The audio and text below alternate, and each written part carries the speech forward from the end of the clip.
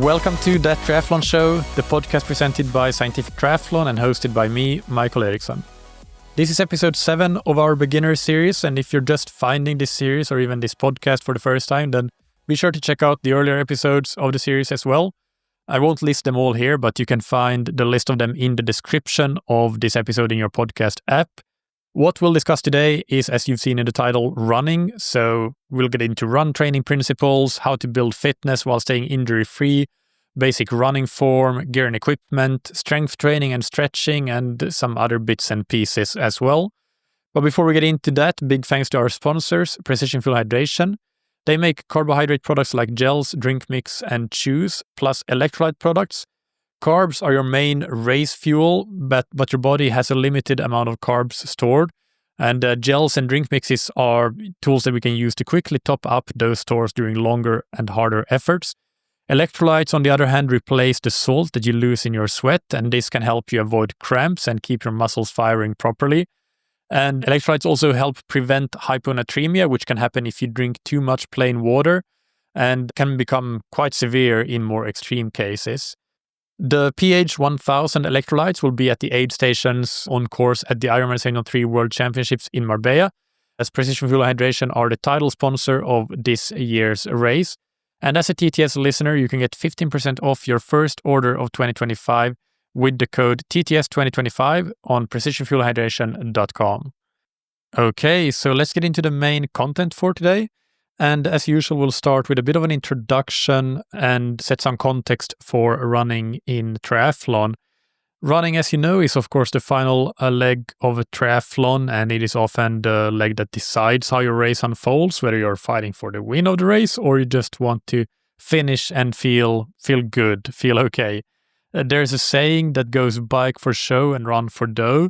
And that is usually used more for people that want to, let's say, fight for the win, fight for the podium, whether it's overall or in their age group.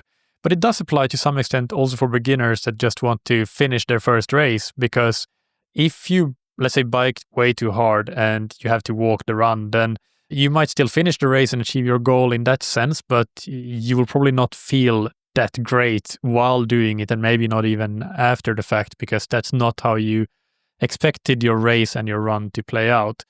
We have to remember that running in triathlon comes after you've already been swimming and biking.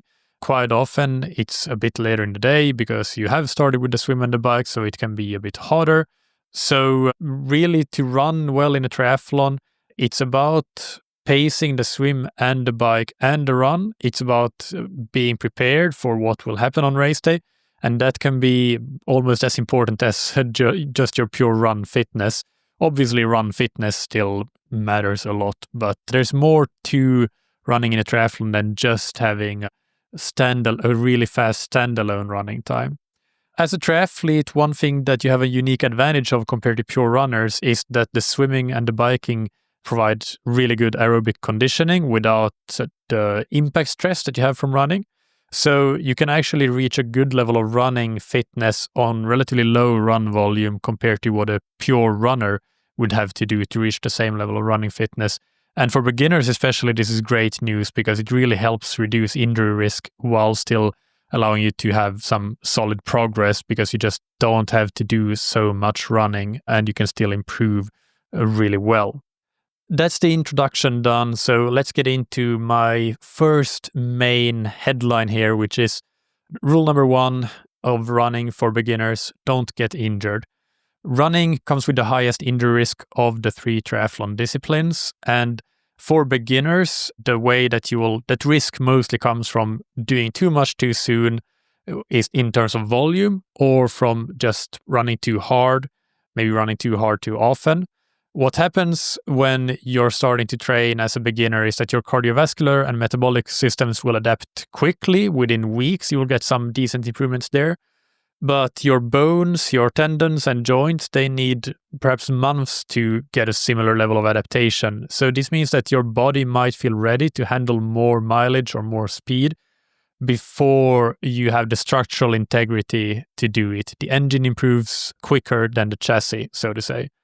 So to stay healthy, what you need to do is to focus on really gradual progression.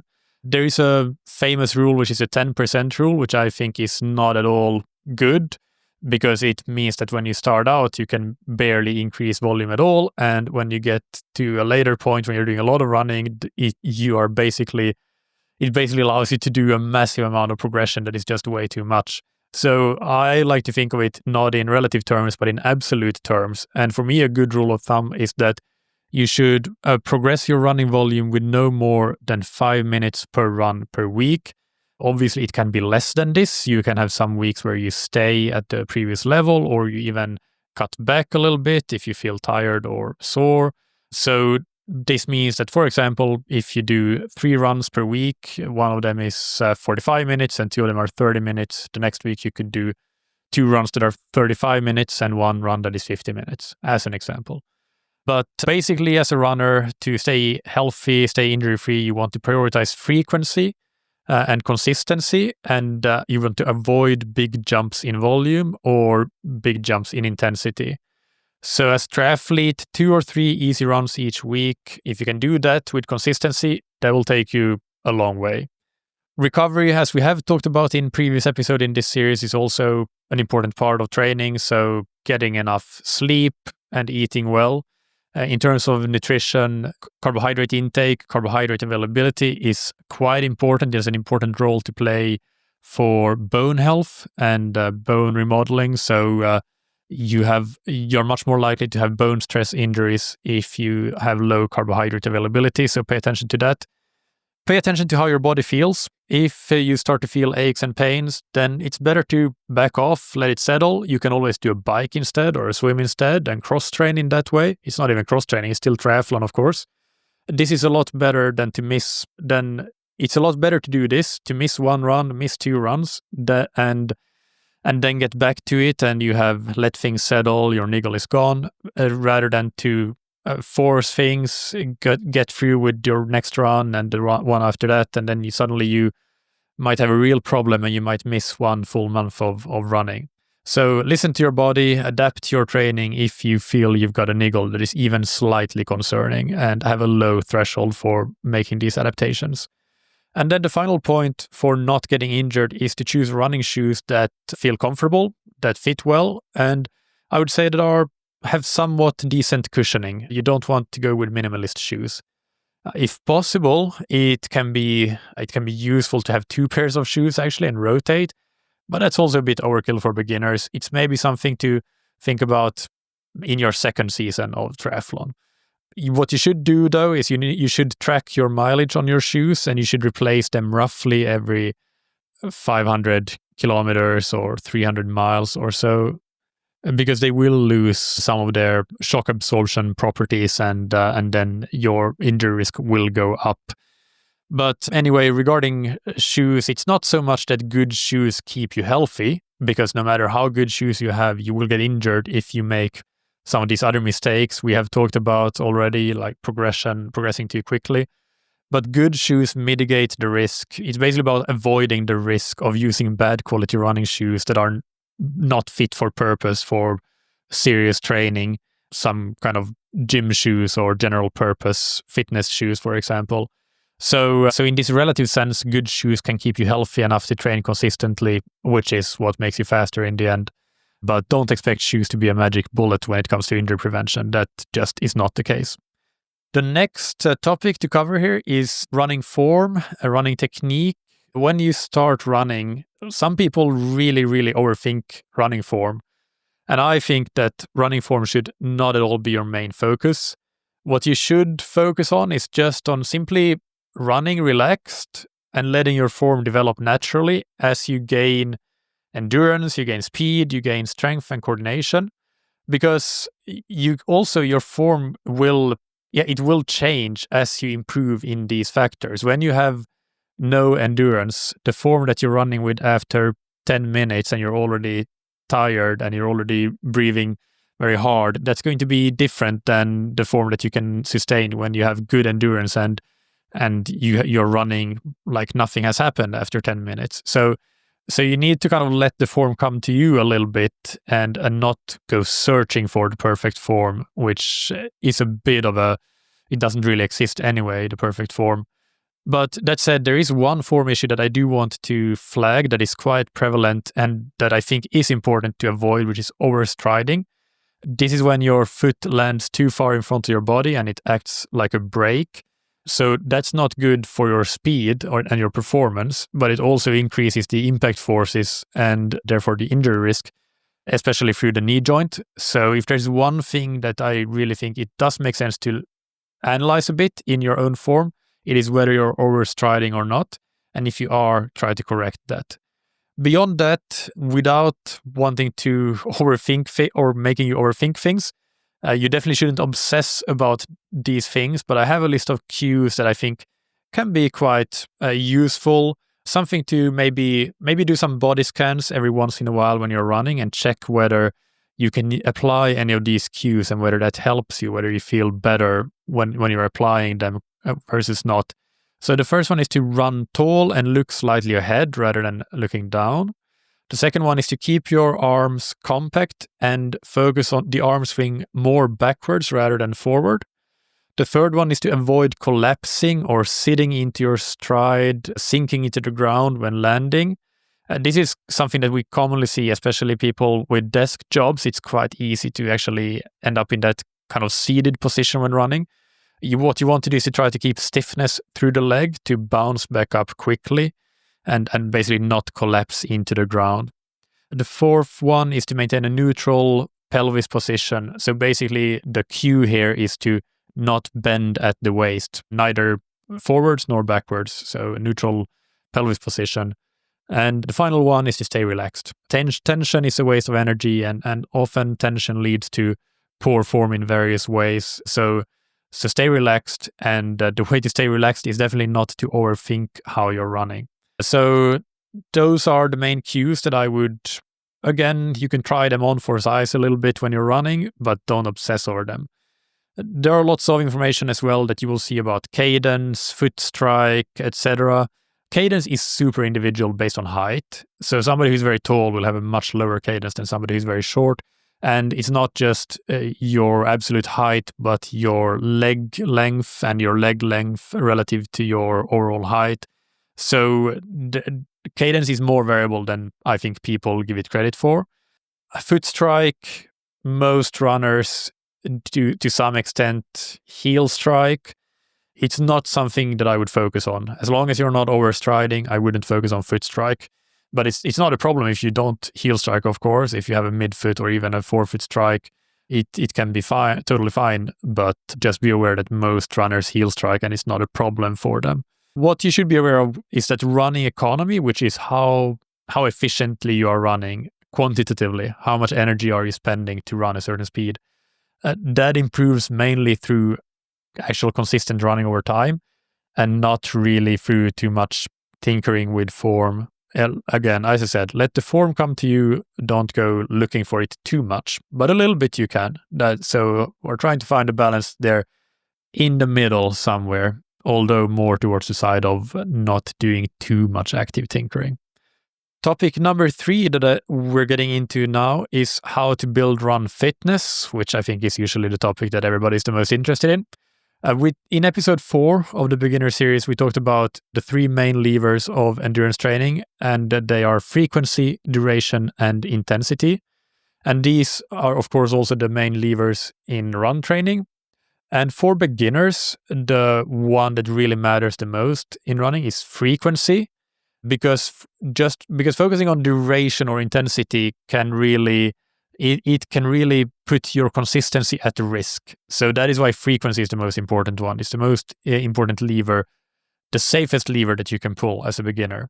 That being said, as we talked about in episode 4, I believe as well, was that the typical beginner triathlete weekly structure would be 2 runs, 2 bikes, and 2 swims. And that, I think, is the perfect starting point for a beginner. So starting with 2 runs per week. It might not sound like much. It might not sound like a lot of frequency. But when you combine it with the swimming and cycling and some crossover effect from the aerobic training you get from those 2 disciplines, it's actually plenty to build your running fitness and to do it in a safe way. Once you're comfortable, you can move to 3 runs per week if your schedule allows. But to start with, 2 is perfectly fine. It's more than enough, or it's enough. 1 is a little bit not quite enough, but 2 is the perfect number. You should keep most running at an easy effort, and especially if you're just getting into it, but we'll talk about that. Running at an easy effort means, in theory at least, it means being able to talk, have a conversation, or basically kind of trying to being able to talk. Running is harder cardiovascularly than swimming and cycling, so it's a bit more difficult, and especially if you come from a bit of a lower level of fitness, maybe you're coming from not much of an active lifestyle, and that's okay. Don't worry if it feels hard, it will get better. I think for anybody though, and for anybody who's new to running, if you're coming into triathlon, whether you're coming from a cycling background or from nothing at all, the first 4 weeks of triathlon training or run training related to triathlon, you don't have to do any intensity. So just easy running or run walk if you need to. And here, easy running, don't worry about the speed, just adapt to the impact and try to go at an effort that feels comfortable enough. And after that, after 4 weeks, if that has gone well, you can start to include a bit of intensity once per week. And what I recommend here is something that I'm using the term slightly incorrectly, but it's also kind of how it's used today, fartlek runs, which basically in this context, I mean short intervals, but they are based on feel and vibes rather than trying to run a certain pace. So one example that you could do, this is actually the first intense run in my beginner triathlon sprint distance program, is 5 times 1 minute of moderately hard running, followed by 2 minutes of easy jogging. So that's the first intense session that you're doing in that plan, and that comes in week 5 after 4 weeks of only easy running. So over time, then you can extend the duration of these intervals or increase the number of intervals or a combination of both. But basically here, trying to do short repetitions, mainly moderately hard or even hard, but being able to sustain the effort throughout one interval, but throughout the session as well. So from interval 1 to the last interval of the session. So pacing there is really critical. In terms of duration, building one of your weekly runs gradually until it becomes a bit of a long run is also something that I would recommend. So again, using the example of my 8-week beginner sprint distance program, the longest run of the week starts at 35 minutes and then it builds to 45 minutes and it holds steady there basically in the second half of the last 4 weeks of the plan, because 45 minutes for the long run is more than enough to prepare you for your first sprint distance triathlon and you minimize the risk of overdoing it. If you're training for a second or third race, you can definitely build beyond this and I would recommend doing it, but also at the same time, remember that you consistency is always the main thing. So, right. So don't rush into building a long run. I think that your first year of running, basically, you don't need to go beyond 60 minutes. Unless you're doing something like a race, like a 10K or an Olympic distance, and you might run, that might be longer than 60 minutes, and that's fine. But in terms of training, and if you're training for distances up to 10 kilometers or an Olympic distance triathlon, your first year of running, you will minimize injury risk and the risk of not being consistent by basically capping the long run at 60 minutes. So we've kind of touched on all of the different runs that you will be doing as a beginner triathlete or beginner runner even already in that previous discussion. But just to summarize, these are the simple running sessions that basically cover everything that a beginner triathlete needs. The first would be an endurance run, 20 to 45 minutes usually at a conversational effort, so an RPE of 3 to 4 out of 10, RPE meaning rating of perceived exertion, so it's a subjective scale for how hard you're working, 3 to 4 out of 10, so pretty easy. And this type of run should make up most of your running. Then for complete beginners, or let's say those starting from a lower level of fitness, maybe coming off the couch, or those that might be more prone to injury, an alternative to endurance runs would be run walk. So here you could alternate 1 to 5 minutes of easy running with 30 to 60 seconds of walking. So for example, if you're coming off the couch, you could start with 1 minute of running, 1 minute of walking, but then you would build up all the way to 5 minutes of running, 30 seconds of walking gradually. Then the third example workout is the long run, once per week typically, and this could be 40 to 60 minutes at an easy effort. As we discussed, you would build up to get to this duration, and you wouldn't need to go beyond 60 minutes in your first year, but then once you get to that point, you can also, of course, start building beyond that. And then finally, the final session is the fartlek run. So again, you would first want to become consistent with your running, with your frequency of running, and making sure that you're not getting injured.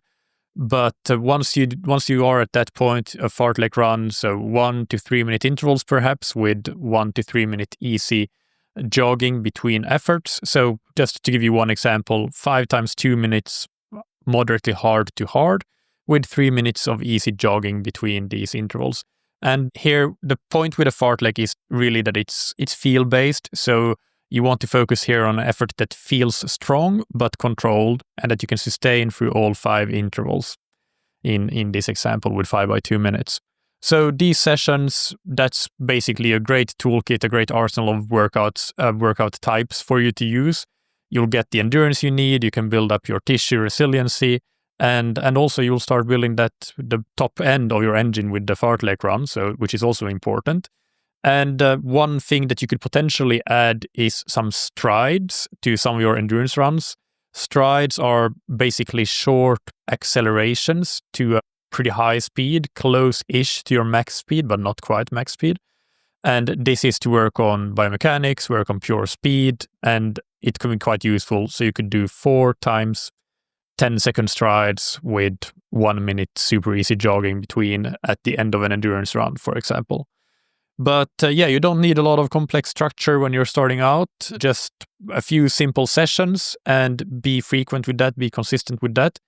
And as you've heard me describe these sessions, I've used RPE a lot, and I think that's something that is important to keep in mind and to notice here, that learning how to use RPE right away, that's going to be really helpful for you later on. And this goes not just in running, of course, but in cycling and in swimming as well.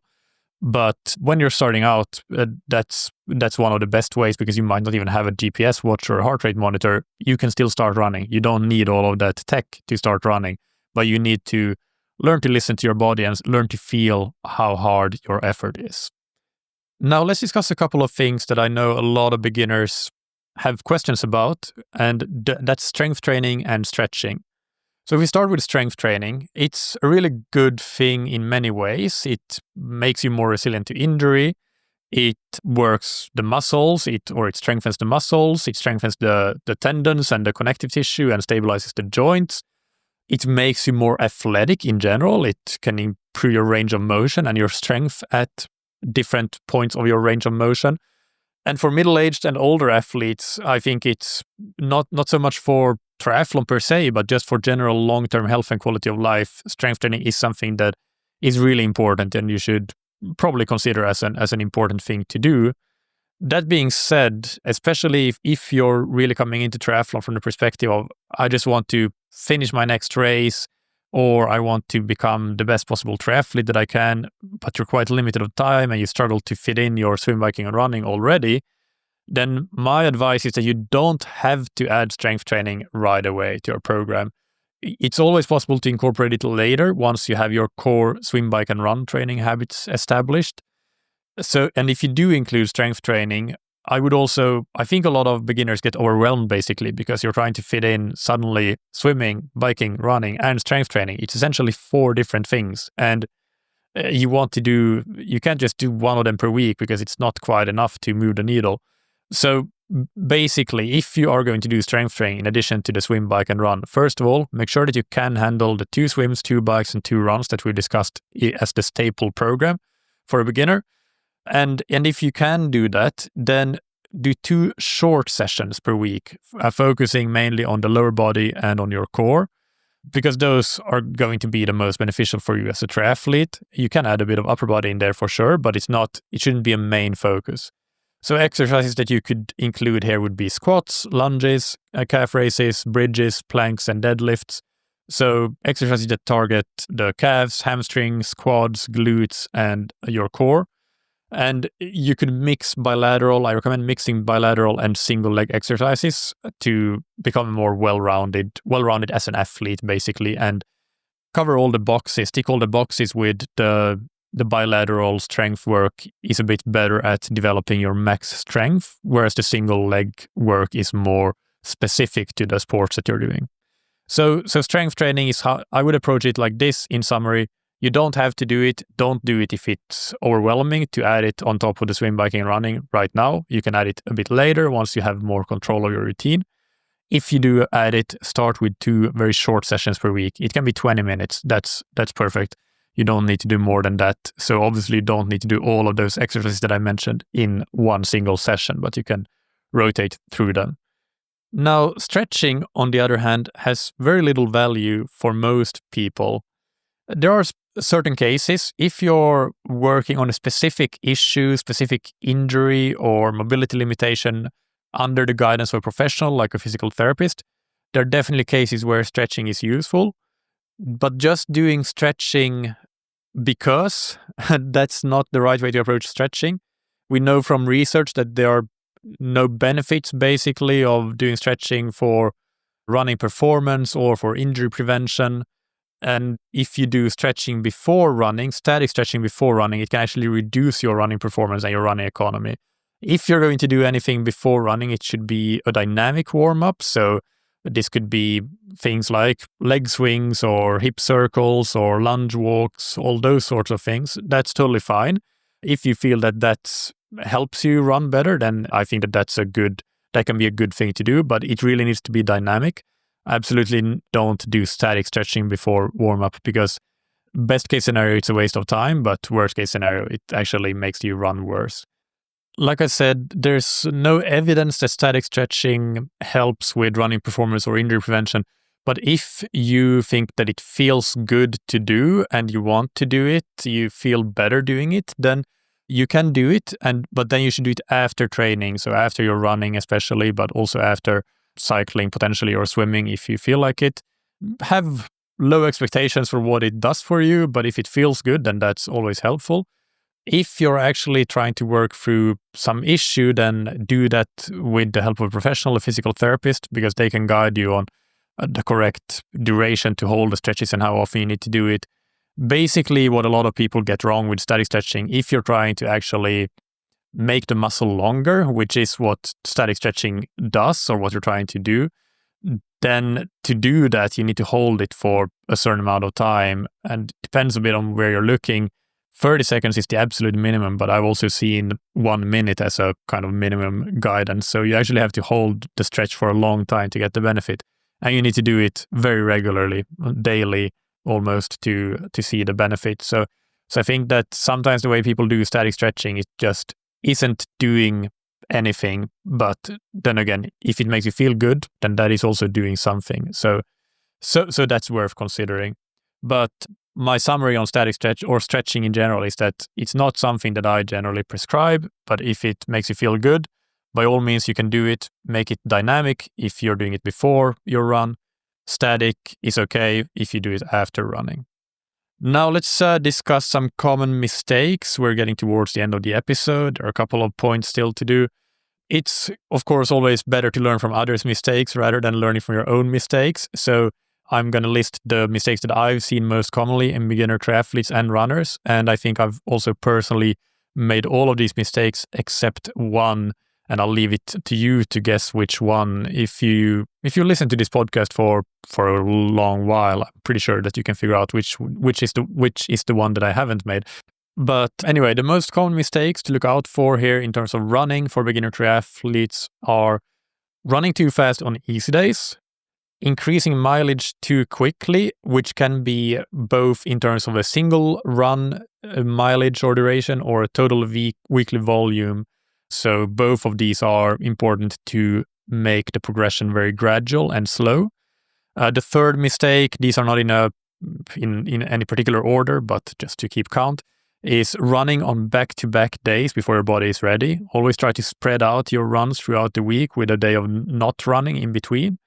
The fourth mistake is ignoring warning signs of overuse, injuries, or training through pain. So basically, when you feel the first signs of a niggle, stop running and maybe take the next run off if you still feel some issues. Nip things in the bud early, and that will help you so much, and you will run so much more in the long term by sometimes taking a step back in the short term. The fifth mistake is running in worn out shoes or shoes inappropriate for serious running. So maybe something like, general, gym shoes or tennis shoes or what have you, but not proper running shoes. Or worn out shoes, so basically shoes that you have had for 3 years and maybe used a lot for walking and running, and they just have too many kilometers on them. And the last one, the sixth mistake here, is over-focusing on technique and running form. So a theme with most of these mistakes is the tendency to overdo things. And when you're new to triathlon, basically a cue that you could take is that the training should generally leave you feeling energized more than it leaves you feeling exhausted. Because when you're new, you have such a low threshold for getting a good stimulus. So, and you don't need to exceed that threshold by much. So actually most of the time, feeling energized at the end of training is a good sign. But if you feel exhausted after most of your training, then you might be overdoing things. So keep that in mind as well, and try to stay in tune with how you feel in that regard as well. So the next and final topic here is running shoes and gear. And the most important piece of equipment as a runner is, of course, your shoes. When it comes to selecting running shoes, comfort and good fit is basically everything. You don't need to think about too much else than that. A good running shoe should feel natural on your foot. It should feel supportive. And for most beginners, I think a shoe that has some decent cushioning is best. It doesn't mean that you have to get a maximalist shoe, but I don't think minimalist shoes are the way to go in most cases. As we talked about in episode 3, which was on gear and equipment, so that is beginner series 3, I recommend trying out shoes in a specialist running store. That kind of store will have plenty of good models and brands to choose from, and you can usually get some decent help and advice from the people working there. They will generally have a treadmill that you can run on. So that's a good thing to do if you have that possibility. I think that for beginners, you should avoid super shoes or so-called super shoes, so the shoes that have carbon plates for the time being. They're designed for running as fast as possible, but they lack some other things. They often lack some stability, and they have other potential injury risks associated with them. I've covered that in some podcast episodes in the past, and there's research to back that up. So they're not the safest choice for beginners, in my opinion. I would save them for when you've built up a bit of a stronger running foundation. It doesn't mean that you have to run for 5 years before getting them, but at least wait 1 year. And then you will have a better base to use them from. And other than shoes, you don't need a lot to run. You need very little. You need some decent running socks that makes running more comfortable. So it's worth getting that. Any technical shorts and t-shirt will get the job done clothing wise. There's a lot of really expensive clothes these days. You really don't need that, in my opinion. In winter, you will have to layer up, of course. So that's something to get used to as well. Basically, when you're running, you build up a lot of heat. So you actually generally need to feel a bit cold when you start a run if you're dressed appropriately, because otherwise you're probably overdressed if you feel warm and cozy when you start a run in winter. This is in colder climates. That is where I live in Portugal. It's pretty much perfect throughout the year. So I'm lucky in that regard. Optional extras when you're starting out as a runner include a GPS watch. We talked about this again in Beginner Series 3. You do not need a GPS watch when you're starting, but if you have one, or if you're just really motivated and want to get one, by all means go for it. That's a great piece of kit. And it's something that if you're a beginner, you've done your first couple of triathlons and you get quite bitten by the sport and committed and want to get a bit more serious about it, or you want to basically do more of it, a GPS watch is one of the first pieces of kit or piece of equipment that you're going to want to purchase later on as you have decided that, okay, this is a sport that I want to commit a bit more to.